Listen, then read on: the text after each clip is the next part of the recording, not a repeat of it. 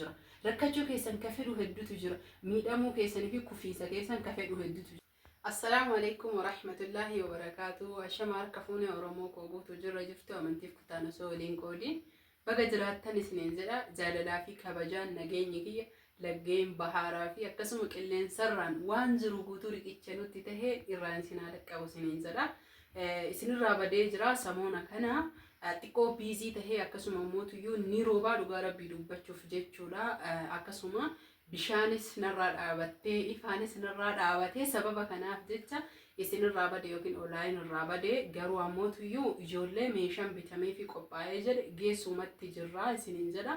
Kanaaf hordoftoota fi kabajamtoota kiyyaa jirra jirtuu isiniin jechuuf har'a kan dhufeedha.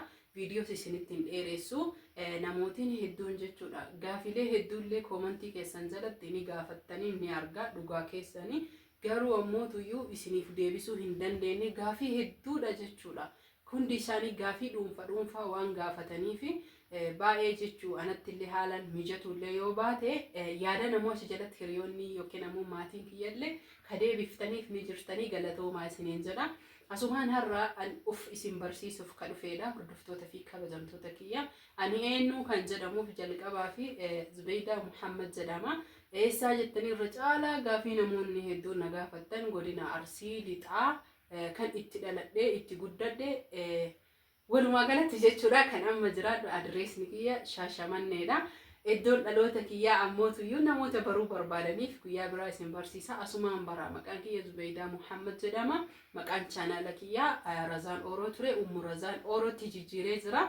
Kanaaf haadhas ta'uu asumaan akka beektan barbaada isin beeksisuu jechuudha. Namoonni hedduun gaafii hedduu na gaafataa jirtan waan ta'eef haadha ta'uun qaanfii yookiin ammootuyyuu waan addaati miti waan gaarii ta'eef akkasuma ammootu ittiin boonnu jechuudha.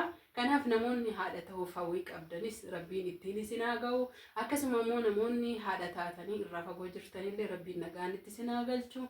Akkasuma ammootuyyuu namni haadha ta'uuf garaa keessaa qabdanillee rabbi nagaan isin haa hiiku. Ittilleen isin hin dhaga'ini akka Oromoon jette san isiniin jedha of kola.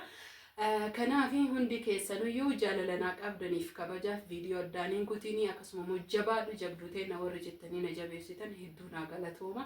Keessattuu viidiyoo noormaala qulqulluu tahee aadaa biyya keenya akkasuma immoo osoo hin fakkeeffatin osoo hin fakkeessin nuuf hojjettaa jettanii warri narraa gammaddan anillee nama gammachuu keessan yookiin fedhii keessan daran guutee guddadhee yookiin bakka guddaa ga'u rabbiin na haa taasisu.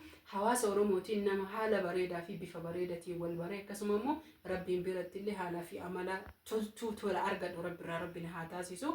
Kanaaf warroonni meeshaalee hodhaa ajajattanii bitataa jirtan amma xiqqoo meeshaan hodhaa bareeda gatiin isaallee dhugaa rabbii dubbachuu fi gaafii isaaniiti hundiyyuu jechuu gaafii maatii kiyyaati waan ta'eef deebisaa jira mubaasharaan.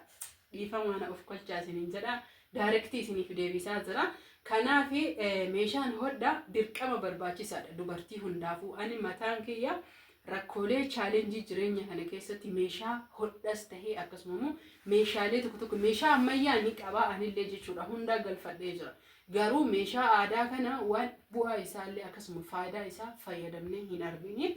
Keessattuu shamarran keenya osoo bultiin ijaarratiin yookiin gaa'elatti hin seeniin waan biyyaa bahaniif jecha baay'isanii faayidaa meeshaa aadaa kanan beekanii meeshaa aadaa kan miidhaginaa qofaa waan akka qorii meeshaalee aadaa walirra dalagamu kana malee namni qonnaa kooboo gindoo akkasumas safeedii fi san qofa osoo hin tahin wantoota akka eelee sibiilaa mooyyee mukaa mooyyee midhaanii nama barbaachisa kana inumaa qalbii keessan keessaa hayxanii jirtan meeshaa ammayyaa malee isin qofa osoo hin tahin ana mataa kiyya wajjin iyyuu jechuu garuu rakkoon haqa isaa wanni nama rakkisaa hin jiru. Fakkeenyaaf mooyyee maabiraatii ni qabna gaafa maabiraatiin hin dhaabata hin bada. Fakkeenyaaf amma torbaan tokko akkas ananarraa bade akka dhuunfaa kiyyaatitti bishaanis ni bada. Namoonni roottoo hin bitan roottoo bitadhaa isinii jedha ka ammayyaas ta'ee ka aadaa hundaayyuu waan dandeettan bitadhaa. Dhaamsa obbolummaatii kuni jechuun chaalenjii jireenya waliif qoodudha. Namni tokko erga miidiyaa banee miidiyaa ka hojjetu ta'e ufis fayyadee namallee fayyaduudha. Fakkeenyaaf amma dhugaa jirtu yoo isinitti himee jedhe tarii masoo yookiin adawiin namoonni naggammadan hedduun asirra ni jiran isiniif galee isaaniif jecha isin yoo dhokse maatii kiyya jaalatamuu fi kabajamu uummata jechuun waan takka hin beekne uummata nagahaa kanaaf isiniif gala jedhee yaada. Hawaasa keenya keessa dhabaachuu keessan ka fedhu hedduutu jira. rakkachuu keessan ka fedhu hedduutu jira. Miidhamuu keessanii fi kufiinsa keessan ka fedhu hedduutu jira. Fakkeenyaaf meeshaalee chaalenjii ittiin arge kana asirra bahee yoo dubbadhe ka ijji jaamtu jechuudha. Gammachuuf yoona ka imimmaan keessaa yaa'u hedduutu jira. Kun anaaf dantaa miti jechuudha. Maaliif jennaan ani ana ofitti amantummaa fi gammachuudhaan waan qabutti gammade alhamdu shukran. Gammachuudhaan waan jiraadhuu fi namoonni jechuudha dhabiinsa kiyya gammadanii akkuma jiranillee gaddanillee ni jiranii. Kanaaf chaalenjii kana barattanii jechuudha warroonni meeshaa ammayyaa of kolcha meeshaa ammayyaa qofa irratti xiyyeeffatanii meeshaa aadaa hodhaa masoobii safeedii gindoo qunna walumaa galatti jechuudha dimshaasha meeshaa aadaa biyya keenyaaf fayyadamu dirqamaa bitachuu keessan bitadhaa hordoftoota fi kabajamtoota kiyya. Sababbiin kana isinii dhaamiif dhugaa rabbii dubbachuu fi waan ofii argee fi hiriyoota koo irratti argeedha. Kanaaf ammayyaa sin bitatinaa jechuu kiyyaa miti. Itti aansuun eessatti irra caala meeshaan bareedaan ammayyaa aadaa argama warri jettanii na gaafattan magaalota xixiqqoodha. Anis akka dhuunfaa kiyyaatti namoota meeshaa na bichisiifatanii fi magaalaa xiqqaa deemee magaalaa jechuudha ganda kiyyaa dhaqee bitee fi dhufaa jechuu barbaadeeti. Dhiifama na of kolchaa bilbila jidduudhaan bilbilamee fi sagalee jeeqomsaati. Kanaaf hordoftoota fi kabajamtoota kiyyaa yaada kiyya addaan kutuu ittuma fufa. Mooyyee midhaanii durii midhaan itti tumachuu osoo hin tahin barbareef isin barbaachifti. Yeroo tokko tokko ammoo fayyaafillee jechuun namni coggaarraa qabu talbaa akkasuma ammoo tuyyuu waan hedduu urgoituu yookiin mi'ooyituu hedduullee itti tumachuu ni dandeettanii. Dhiifama of kolchaa ijoollee na dhukkubdii asumaanuyyuu saniif ijallee xaxxaragadha isiniin jedha. Daqiiqas isinitti dheeressu haala isinirraa badeeffamuutuyyuu inshaallahu ta'ala ni deebi'a rabbi haala mijeessu.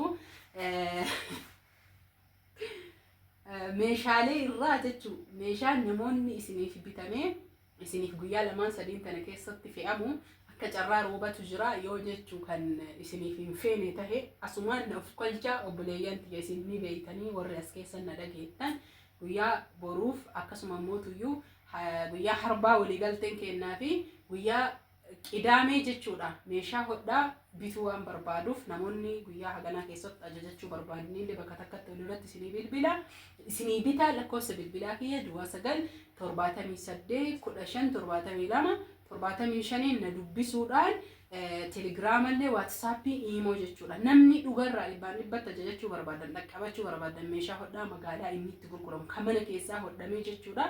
Deemee waan bituuf jecha amma nam 5 walitti qabadhee jira. Namni barbaadan qofti koottaati guyyaa muraasa tana keessa bitadhaa isiniin jedha. Ufiif qofa osoo hin tahin isiniifillee waan barbaadee fi rakkoon kiyya rakkoo keessanii rakkoon keessanillee kiyya waan taheefi hordoftoota fi kabajamtoota kiyyaa isin jaaladha isin kabaja. Laayik gochuun dagatinaa namni viidiyoo kana ilaaltan mallattoo laayikii osoo hin cuqaasin biran tarina. Sababbiin isaa viidiyoon akka nama hedduu ga'u na gargaara.